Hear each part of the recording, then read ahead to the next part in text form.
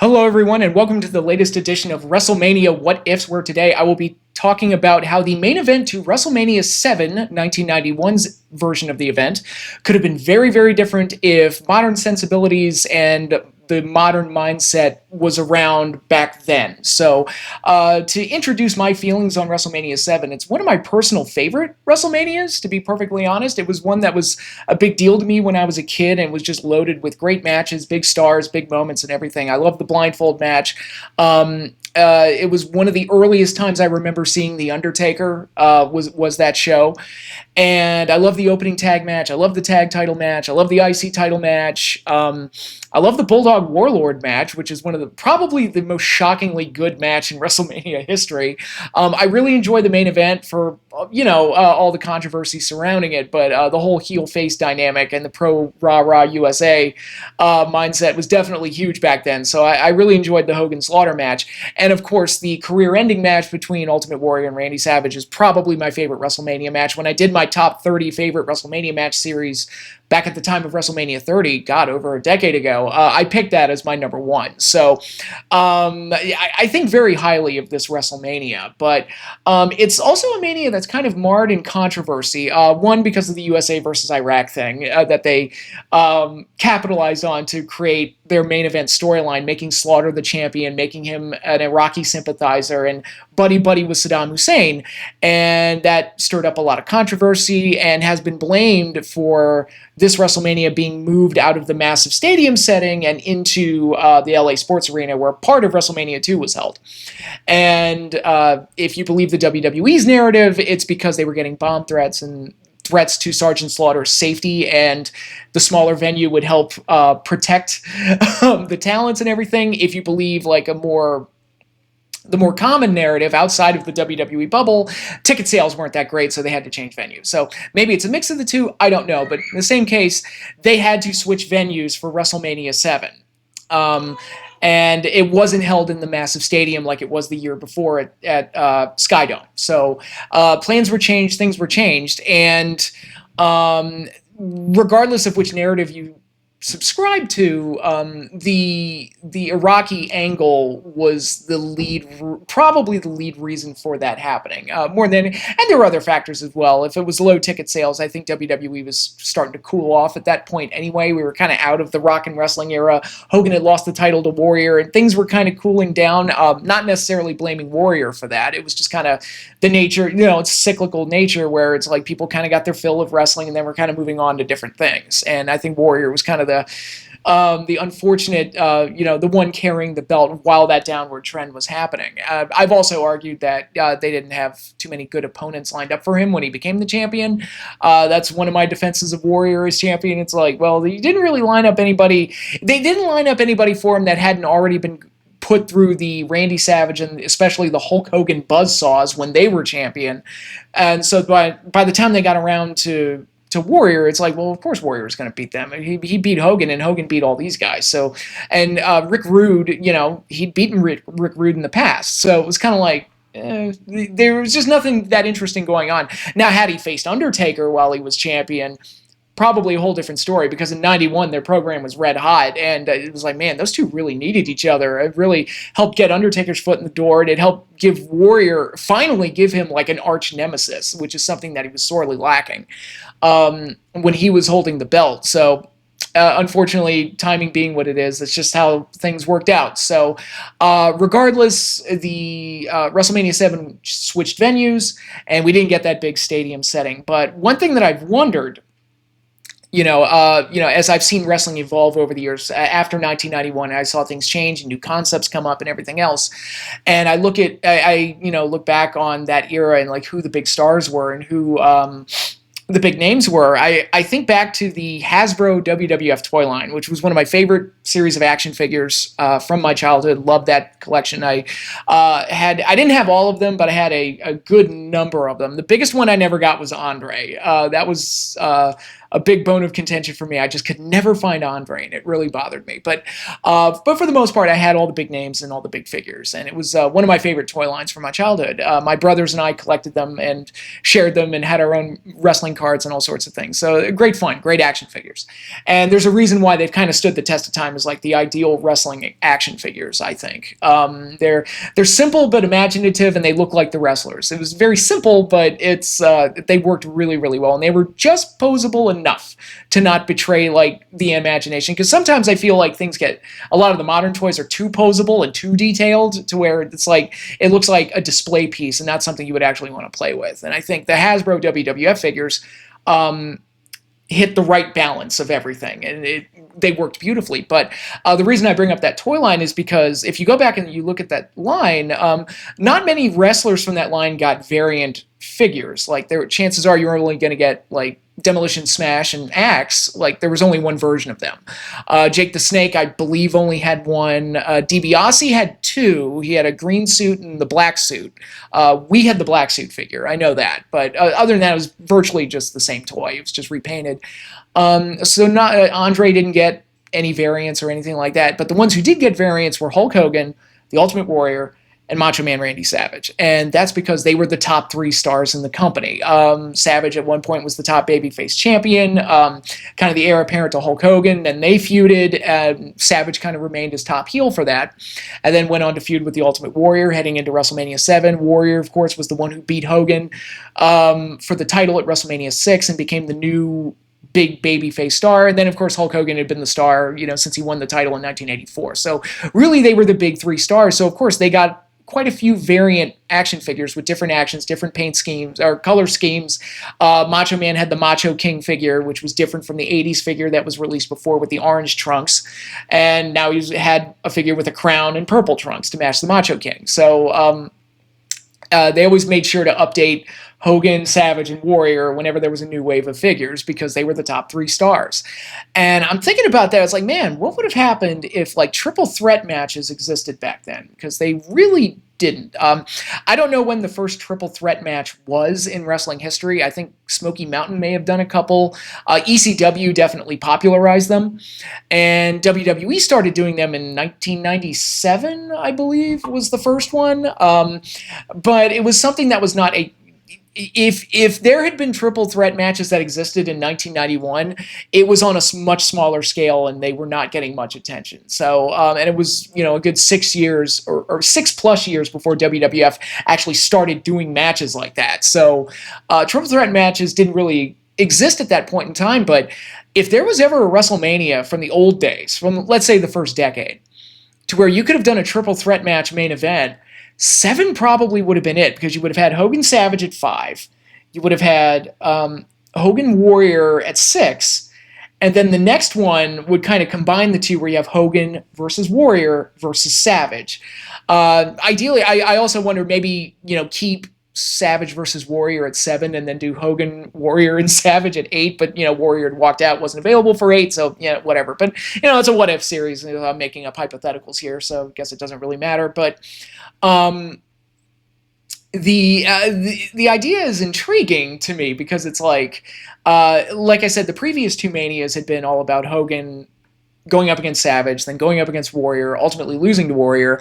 And, Warrior and Savage had this feud going heading into this WrestleMania. So you've got all 3 of them kind of intertwined with each other at some point. And man, in the first decade, if there was ever an opportunity to do a triple threat match main event, I think it would have been this one. And what a combination of personalities that would have been. The insanity of Macho Man, the even, double down insanity of Ultimate Warrior, and the intensity and the psychotic rambling of Hulk Hogan. Like, it would have been, the promos alone would have been amazing. And as a kid, we would have eaten it up, absolutely. Because, I'm being perfectly honest here, I am not the biggest fan of multi-person matches or triple threat matches, 4 corners matches, 6-pack matches, those type of things over singles matches. 9 times out of 10, I feel like the singles match is the better way to go because it's more personal. It's more, you can digest the story a little bit better. If there's 3 of them, then things kind of get muddied, and,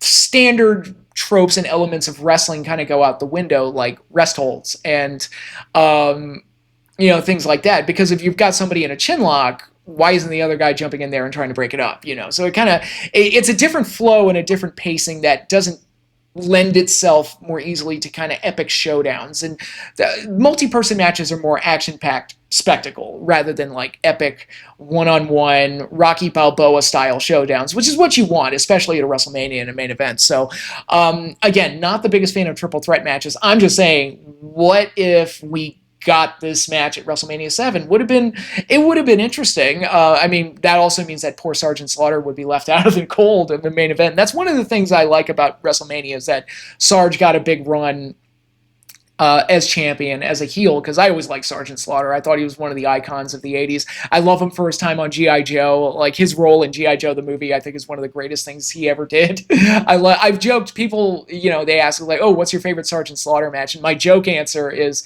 his battle with Nemesis Enforcer from G.I. Joe, the movie. Go watch it. It's awesome. But seriously, though, I always loved Sarge. So the fact that he got this run heading into Mania 7, I'm like, I'm kind of happy for Sarge there. He deserves it. He deserves it. I love Sarge. But if we do this triple threat match idea, Sarge would kind of be left out in the cold with not a whole lot to do. So what would he be doing at WrestleMania 7? Well, a Rocky sympathizer needs to go up against Mr. USA. Why not do Sergeant Slaughter versus Hacksaw Jim Duggan in a boot camp style match? Because if you look at the matches that Hogan and Slaughter had later in the year after WrestleMania 7, they had a series of what were called Desert Storm matches, which were basically throwbacks to Slaughter's old boot camp matches with the Iron Sheik and things like that. They had an amazing, violent spectacle in the Garden, like not long after Mania. And some people who've seen footage of that match are like, why didn't they do this match at WrestleMania? Why didn't they do this match at SummerSlam 91 instead of that stupid handicap match? Why didn't we get this match on pay-per-view? It's amazing. And it's like, good question. These are the questions. I will give that match a ton of credit. It's one of the few times I've ever seen the fireball spot done really well. Hogan did it perfectly, which he did not do at Halloween Havoc 1998, but that's a different story. But so yeah, like have Duggan and Slaughter do like a boot camp match at WrestleMania and let them have like a wild brawl. Because Hacksaw Jim Duggan, he's one of those guys, and I talked about it in previous videos, but Hacksaw was one of the most over guys in the WWF during this period of time. But he never had like a big program lead to a major pay-per-view match, like ever. He was always just the filler guy. And it's like, you think a guy who's as over as he is, they would have found some kind of program for him to do and some big match for him to have on pay-per-view. Probably his biggest pay-per-view match was it was him and Demolition versus Andre in the Twin Towers at SummerSlam 89, which was a really fun match. I highly recommend checking that out. But yeah, they just didn't have a major program for him. And this is one where it's like, well, he fits in perfectly here. Just have him go up against the anti-American and let him have a wild brawling match. Because another thing about Hacksaw is that he kind of gets remembered as this goofy comedy character, but I'm like, he was one of the great brawlers of the territories, like prior to going to WWF. He played cartoon character in the WWF because that's what was expected of him. That's what they wanted from him. It's what the audience wanted from him. And he made money doing it. So, had he continued going down the path that he was going down in the territories, he probably would have been remembered as a great brawler in the same breath as like a Bruiser Brody, but instead he went the cartoon character route and made some money doing it. But Hacksaw doesn't get enough credit for the fact that, no, Hacksaw could work. Like, he could work. Just go back and watch his old stuff. It's like the Bushwhackers. They could work. Just go watch their stuff as the Sheepherders. Dustin Rhodes could work. I love that match that he had with Cody where everybody was like, holy shit, I didn't know Dustin had that in him. I'm like, I did. I knew he was a good worker. You just didn't know because you watched him play Goldust for 20 years. And there's a huge difference of what, is expected of you in WWF and what you have to be, your character has to be, and what you're actually capable of and what you can do. And Undertaker, for years, he was remembered as just being, Frankenstein zombie man. And like, yeah, that's what got him over. That's all he needed to be. You didn't need to do more than that. So there's a lot of different things like that. And Duggan was one of the, at least as far as the IWC smart mark reputation goes, Duggan unfairly gets labeled as like a shit worker when he really wasn't. So if they do my triple threat match idea, this opens up the door for Duggan to potentially have a big, significant match at WrestleMania against a hated rival in Sergeant Slaughter. So that's something they could have done. As for the main event itself, this triple threat match idea, how do you set it up? Well, Warrior would have to go in as the champion. That's number one. So he would have to keep the title all the way from 6 to 7. And then it gets to the Royal Rumble, and that's where it gets a little tricky because the Royal Rumble title shot rule wasn't really in effect yet, even though Hogan did win the Rumble and he did go on to challenge for the title. It was kind of unofficial. The Rumble kind of unofficially made Hogan the number one contender at WrestleMania, even though that rule wasn't really in effect yet. But I'm trying to think. So I guess it would have been easy to get around because you just have Hogan win the Rumble as usual and have the expectations that, oh, he's going to make a run for the title without having that rule necessarily in place. And Savage and Warrior were already feuding now. In the feud as it played out, Savage cost Warrior the title in that three-ring circus of a match with Sergeant Slaughter. I love that match. Again, I highly recommend going back and watching it. But total three-ring circus of a match. And but you would have to lose that, unfortunately. Or do the match, have Savage interfere, and have Warrior win anyway, but there's animosity there that needs to be addressed because Savage really, really wants a title shot against Warrior and is or he wants a title shot, period, and is trying to cost the Warrior the title so he can get it. So, yeah, those existing issues. Hogan wins the Rumble. Lost to Warrior the year before, making a run for the belt now. So you have all these guys. And then Hogan and Savage, they worked with each other extensively throughout 1989 as enemies. They were once friends, turned bitter rivals. Had a great match at WrestleMania 5. Had a wild tag team main event at SummerSlam 89. Probably my favorite tag team 2 versus 2 tag team main event in WWF pay-per-view history, at least. That match is with Zeus and Beefcake thrown in it's a 3-ring circus, but it's a lot of fun. So very enjoyable. So you have all this existing storyline in place with all of these guys involved, these 3 major stars who, as I said, were the top 3 stars in the company at this point in time. So again, if there's a possibility of doing a triple threat match, this would probably be it. And to use the Attitude Era equivalent of it, I remember there was speculation on what the WrestleMania 17 main event was going to be at the time online, and people were kind of putting together their fantasy cards very much like we do now and trying to figure it out. And one of the prevailing ideas was a triple threat match in the main event. It would have been Austin, Rock, and Triple H. By that point, Triple H was top heel, was unquestionably the top heel, and Rock and Austin were the 2 big baby faces. Now, Rock and Austin had already worked previously at 15, but Rock wasn't really the top baby face. He was kind of Vince's chosen one, and was a great option and great in that role, but he wasn't quite on Austin's level in terms of star power. But in Austin's absence, he obviously ascended to much greater heights, and now he was on a level that was comparable to Steve Austin. So he had 2, for all intents and purposes, equal baby faces and a really hated top heel.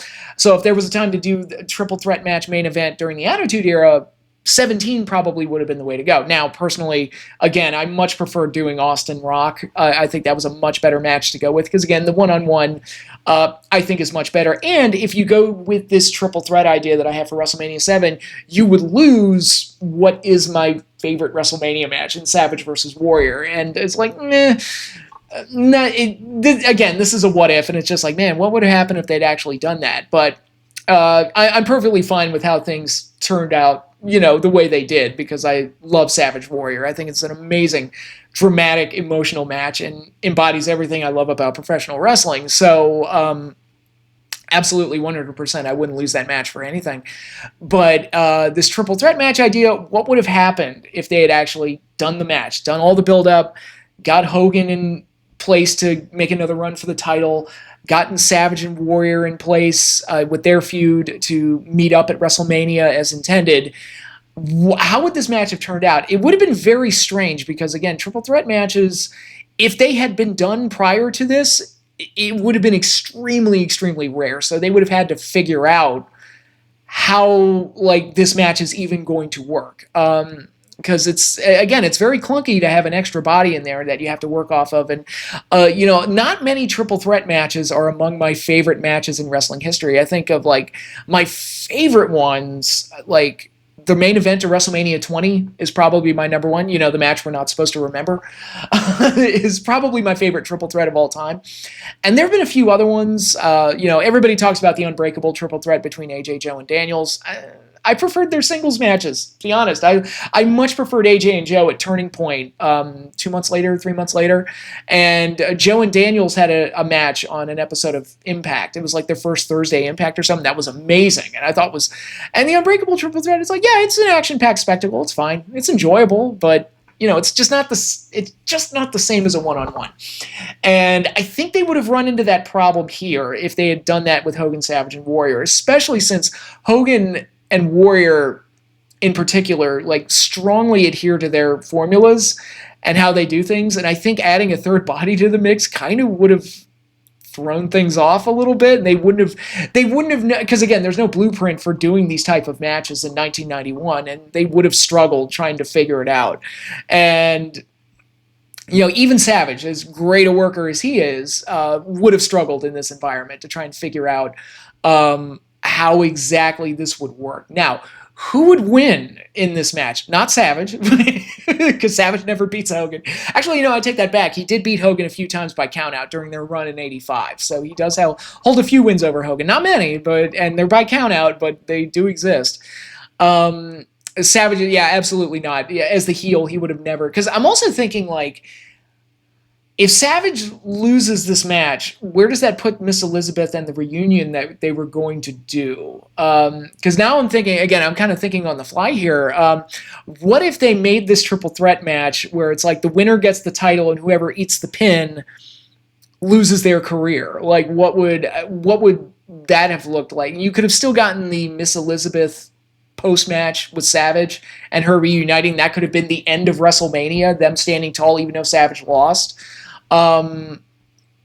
You would have gotten, like, I would imagine Hogan winning the title by pinning Savage and then having, like, shaking hands with the Ultimate Warrior after the match is kind of a repeat, kind of a reversal of what happened the year before at Mania 6 and possibly setting the stage for another one-on-one rematch between the two of them. And they would, but then you got to get the Hogan must pose. You got to get that, post-match celebration in there, and how would that fit in with Liz and Sherry and all that stuff? So again, you're kind of like seeing the problem with the triple threat main event, where it's like there's so much going on, so many stories, and so many people got to get their shit in that it would almost make it too clunky for it to even really work. And I think that's why, singles matches are typically the better way to go. Even in tag matches, it's like 2-on-2 works better than like throwing a third or a fourth team in there, because it's easier to focus when it's two sides and it's 50-50. It's a lot easier for the stories to have a focus and for the flow to be more natural. And when you throw extra bodies in there, it creates a lot of problems, like, wait, these two are fighting. What happened to the other guy? Or if it's like a Money in the Bank ladder match, it's like, why are there two people fighting in the ring when there's like 12 in the match? Where's everybody else? Why are they all out on the floor not doing anything? So it creates a lot of those problems. That's why one-on-one, always the way to go. But I just thought it would be fun to speculate on what the first triple threat match in WrestleMania history could have been had they gone that route, and what it would have looked like. And, going back to the whole WrestleMania switching venues thing, would this have been a better match to do from the standpoint of ticket sales, and would they have gotten the stadium setting? Would it have avoided like potential problems with Sergeant Slaughter? Even though in my fictional scenario, Sergeant Slaughter would have been on the card anyway, it wouldn't have been the main event and he wouldn't have been the champion. So would you have eliminated that potential aspect of it, and would the ticket sales have been better to make the main event like the most star-studded main event they could have done up to that point? I don't know. It's fun to think about, if nothing else. But it's, again, a lot of what-ifs and a lot of hypotheticals go into this. But that's the whole point of this video series. It's fun to speculate, and it's fun to think about what could have been. But that is all I have for you now. I will have more WrestleMania what-ifs later this week. As I said before, I will not be doing a preview of WrestleMania 41 because I just don't flippin' care. I do not care at all. I will do a review. I will watch WrestleMania, possibly on Fast Forward, but I will do a review next week, and I will wrap up the WrestleMania what-ifs over the next couple of weeks and then move on to something else. So be on the lookout for all of that. But that is all I have for you now. Thanks again, everybody, for watching, and I will see you all later.